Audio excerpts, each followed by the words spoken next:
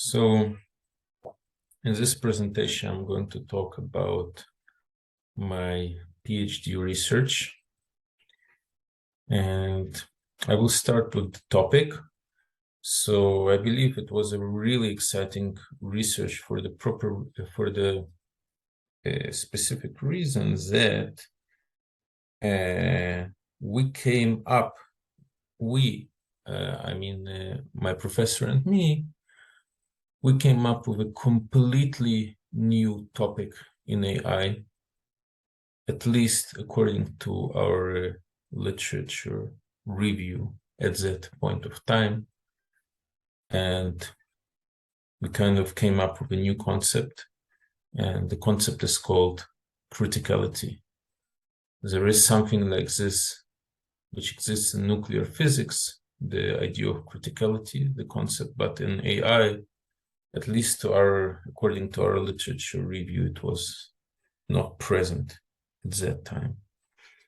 And the broader context of the research is human-aided machine learning. So let's dive in.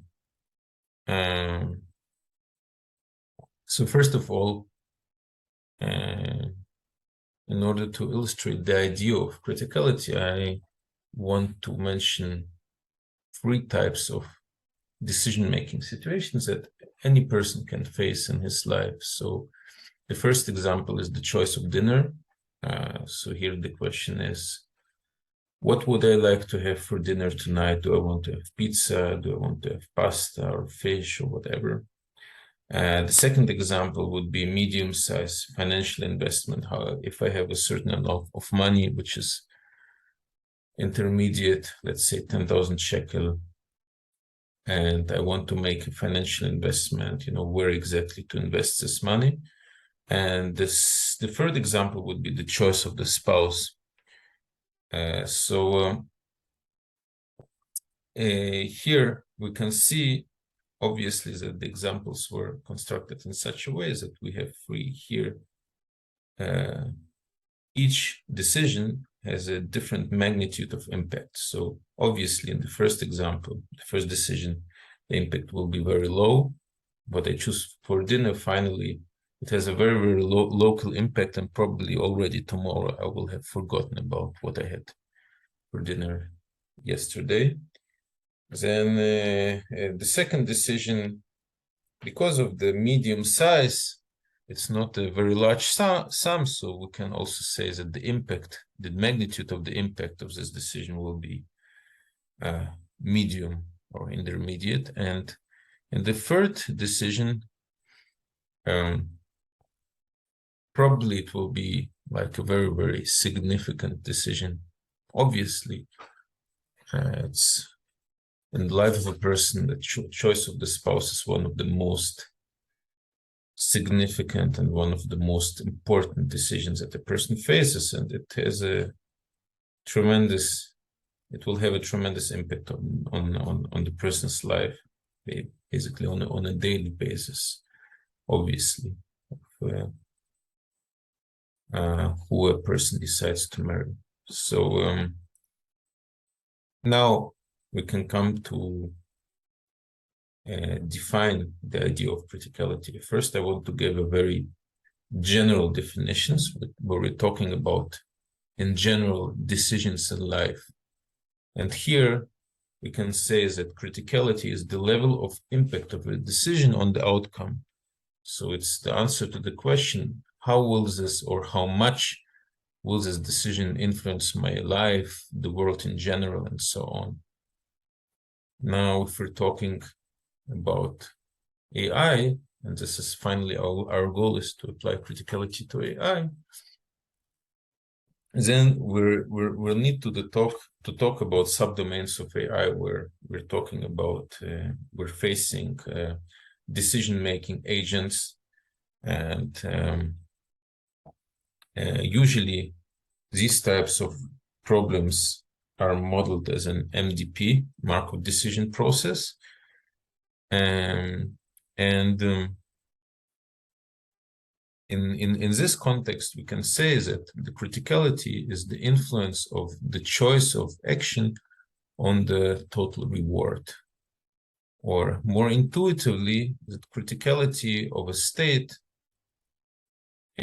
should be somewhat proportional to the variance of the Q function in that state over the various actions A.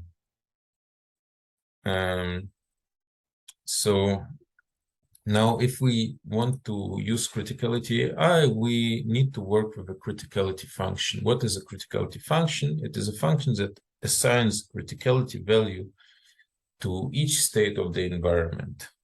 So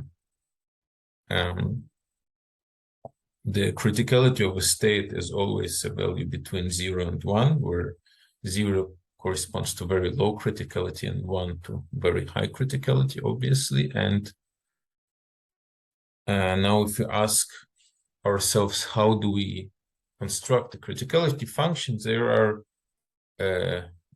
multiple ways. So in the context of human-aided machine learning, criticality function can be constructed by a human. So a human who understands the environment, and then he engineers some type of meaningful criticality function.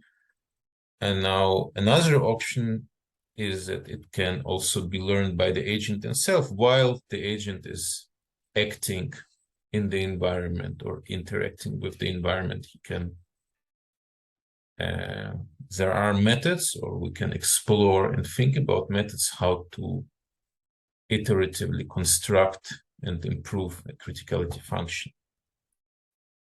So in order to give a little bit of an intuition what we're talking about when we're saying criticality, let's take a look at two example environments.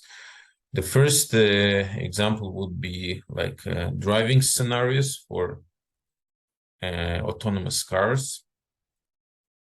So here we can ask ourselves which situations would be more critical. So examples of more critical situations can be rain, can be night, fog, black ice, children playing on the street, complex junctions, and so on. So all kinds of difficult driving situations where it is really, really important to make a proper decision for the autonomous car. And in all of these situations, if the decision will not be proper, can have catastrophic consequences. So let's take a look at another example environment. For example, the game of football, which probably everyone knows this game. So now we can ask ourselves, what are low criticality and what are high criticality situations in this environment? So for example, low criticality situation would be when the defender is with the ball, and he can he needs to decide. He has a couple of options available to him. He can pass left, he can pass right, he can play a long ball forward. So these are all examples of low critical situations. So what would be a highly critical situation in football? Situation where, for example, it is there is a real chance of scoring a goal. For example, it can be a penalty, or it can be one-on-one situation where the striker is one-on-one with the goalie. So intuitively, we understand that in this situation, it's much more important to take a proper action and to act very precisely, very accurately, and that these situations are more critical.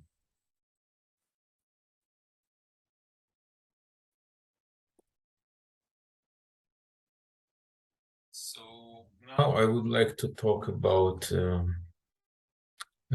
two of my research projects during the PhD. And in total, I had 4 projects, but I will talk here in order to limit the time, only about the two most exciting, which are both applications of criticality to AI. And before that, I want to mention that here and there I will mention certain algorithms. Some of them will be used as baselines for our experiments or in other contexts. So in this presentation, I'm not going to explain these algorithms just because I want to keep the presentation compact, but all of them are very popular and well-known algorithms, so you can look them up in the internet if you're interested.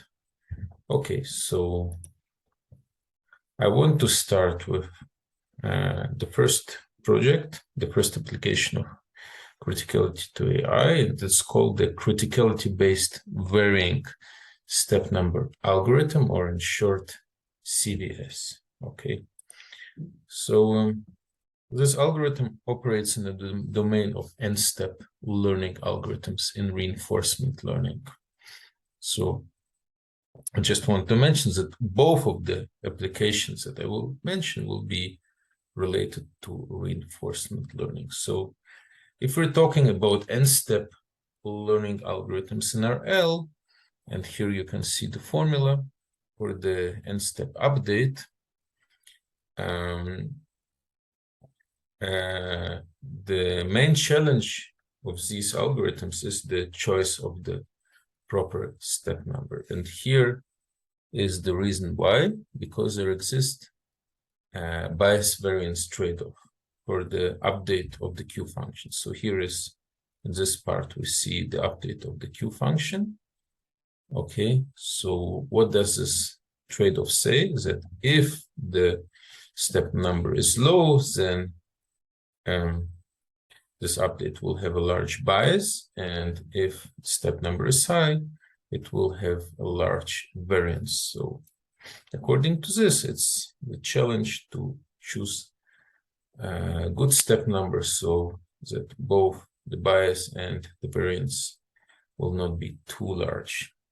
So what is the solution that we are proposing? So instead, we're saying, so instead of choosing a fixed step number for all the states, we want to think about choosing a varying step number, and it will be decided for every state. For every state, what the step number will be. Okay, so basically, it's varying step number algorithm, and what we want to achieve is that in low criticality neighborhoods, the step number should be large so that we can learn quickly, and in high criticality neighborhoods, step number should be small so that we don't want to have to pay a very high price, like to have a very large variance. Okay, so this is the basic idea, and basically our CVS algorithm, it implements this idea. So we choose the step number locally in each state. And how do we choose the step number in a particular state S? We choose the smallest n such that this sum, criticality of ST plus criticality of ST plus 1, and so on, plus criticality of ST plus n, will be larger than 1. Okay, so we see in this formula, obviously, that in low criticality neighborhoods, we will have a very, very large step number, and in high criticality neighborhoods, we'll have a low step number. We easily see it from this formula. So this is the very simple idea behind this CVS algorithm. And now let's discuss the experiments that we performed for this algorithm. So we used as a test bed, we used the Atari Pong environment, which is like the advantage. Why did we choose this particular environment is that it's a simple environment, which means that the agent learns relatively fast. And it's also, easy to engineer a criticality function because it's such a simple environment. So concerning the baselines, in our experiment, we used two baselines, and both of them are variants of the DDQN algorithm, and DDQN is a variant of the famous DQN algorithm, deep Q network. So the first variant is DDQN with one step. It's like the regular DDQN with one step update. And the second is a DDQN, but with a Monte Carlo update, which means Monte Carlo update refers always to the last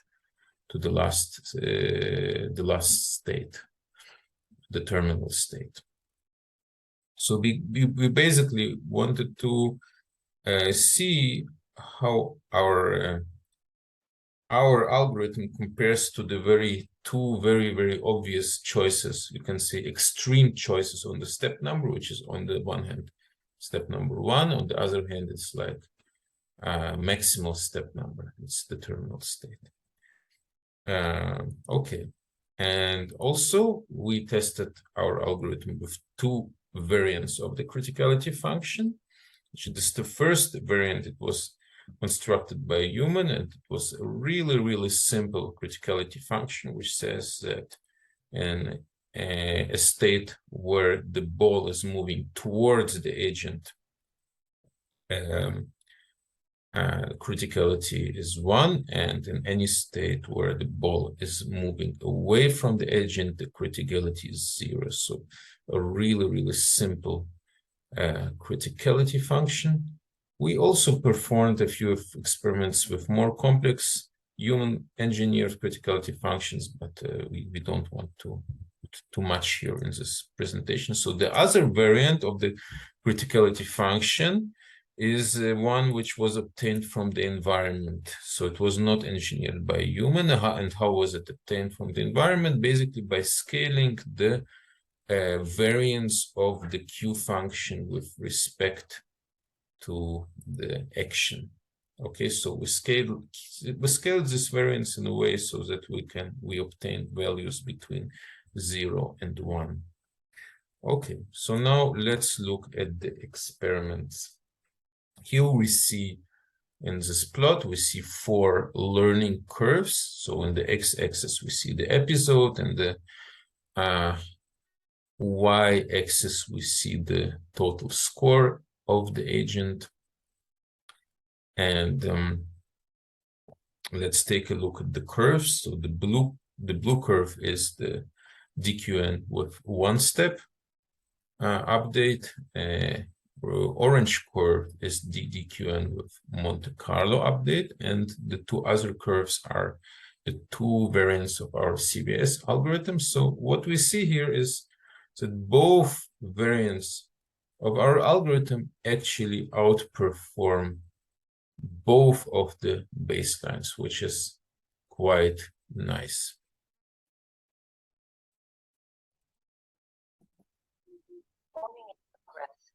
So now I would like to talk about our second application of criticality to AI, specifically to reinforcement learning. And here we're talking specifically about the subdomain of advice-based reinforcement learning. So I want to remind that in advice-based RL, what's happening is that the AI agent asks for advice on which action to choose only in certain states, and the advice budget is limited simply because the human cannot give infinitely much advice. So the central challenge of advice-based RL is the efficient selection of advice states, which means that we do want the agent to ask for advice in those states where he will proper as much as possible to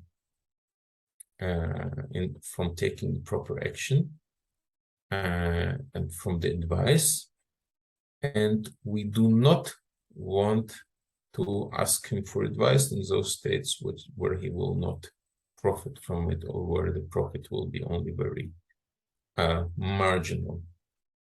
So talking about the methods which exist as of today for efficient advice state selection, here I listed only the most popular or some of the popular ones, which is like importance-based advice state selection or uncertainty-based selection. There are obviously many, many more methods out there, but something that we see if we review the methods which are out there is that most of these approaches are based on the Q function. For instance, the importance-based selection is based on the importance metric of the Q function, which is basically in a given state, it will say the importance is basically the difference between the maximal value of the Q function and the minimal value, and an uncertainty based, it's something like the variance. Uncertainty is not exactly the variance, and in case of uncertainty, we're talking about RL methods which learn with multiple heads and then compares the values of the various heads. But in all of the cases, these are properties of the Q function. And the downside of having such a basis, the Q function as the basis for advice state selection, is that especially in the beginning of the learning process, the Q function will be very inaccurate. And therefore, especially in this very critical stage of the learning process, which is the beginning, the advice state selection will be rather inefficient. So how do we approach this challenge? And our method, CBA, is basically based on a very, very simple and straightforward idea that states with a higher criticality should be prioritized for advice. Well, what does it mean? It means that in states where it is important to take the proper decision, the agent should ask for advice. Well, in states where it doesn't matter so much which decision exactly to take, it's not so important to ask for advice. Maybe it's better to skip and not to ask. So to speak now more technically, we want to ensure, or we want to program the mechanism in such a way that the probability of a state to be selected for advice should be proportional to its criticality. Okay, so this is the simple idea. Now I present two versions of CBA. First of all, there is the plain CBA, and it's based on where here the criticality is the only criterion. And then there is a meta CBA, which is basically a combination of CBA with other advice selection methods. Basically, this idea can be applied to any advice selection approach. But here, specifically in the case of CBA, we want to combine the criticality metric with any other metric from any other advice selection algorithm, such as uncertainty or importance or whatever. So here we can have different ways of combining these two metrics for instance, by a logical end, which says that both of the metrics should be above the respective thresholds, or the or logical or says approach would say that as long as one of the two metrics is above the respective thresholds, and we select the state for advice. Or another alternative would be the multiplicative approach, where we multiply both of the metrics and say that this product should be above a certain threshold. So it interested us also not only how plain CBA would perform, but if we can have an even better performance by combining criticality with some other advice selection criterion. So let's take a look at our experiments. So once again, in the first experiments, we used Pong as our environment, just because of the simplicity. And once again, also that it's simple there to engineer a criticality function in this environment. So actually, here in our experiments, we took a look at two variants of meta CBA, the logical AND variant and the multiplicative variant. And the other advice selection method in this case, which was used for together with criticality, is the uncertainty. So it's uncertainty-based advice, and uncertainty-based advice is based on the BDQN algorithm, which is basically a version of DQN with multiple heads, bootstrap DQN. So let's take a look at the plot. So first of all, here we see 4 learning curves, and the blue learning curve is the first baseline, which is just uncertainty-based advice, or no, I think it's in this case it's just BDQN without any advice. Yes. Okay, so it's BDQN without any advice. This is the blue curve. Then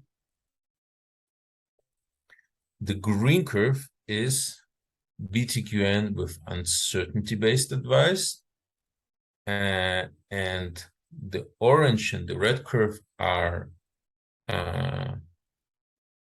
the two variants of CBA, which are based on BDQN.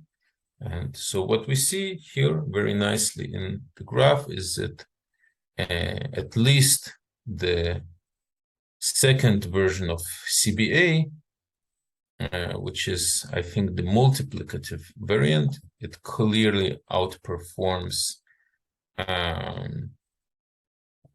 the uncertainty-based advice. And so after I have presented two approaches that show the potential of criticality to enhance the learning performance of AI agents, I would like to conclude this little presentations with the limitations of criticality-based approaches. And here specifically, I would like to talk about the central challenge of these approaches, or at least that what I see as the central challenge. And here, I believe that our experiments, they have been performed in quite simple environments, like Atari Pong, where it is very easy to construct a proper criticality function. But in most environments, for RL experiments, and for sure real-world environments, are much more complex, and therefore in these complex environments, the central challenge would be to come up with a proper criticality function. So what could be a possible solution to this challenge? It could consist of, for example, building a model that would capture the criticality function. Basically, it would be a machine learning approach to designing the criticality function, where we would have a training set of state criticality samples generated by humans, and then we would just learn the criticality function. The downside of this approach is that, once again, for complex environments, modeling the criticality function could be just as challenging as solving the original MDP. So therefore, we need to think about alternative solutions. And one such alternative I would suggest would be to work with an underdefined criticality function that is which means that a criticality function that would be defined only on a subset of the environment states. And of course, we would need to design algorithms that could work with such an underdefined criticality function. And I believe this might be an interesting direction of research in order to make criticality approaches feasible in more complex environments.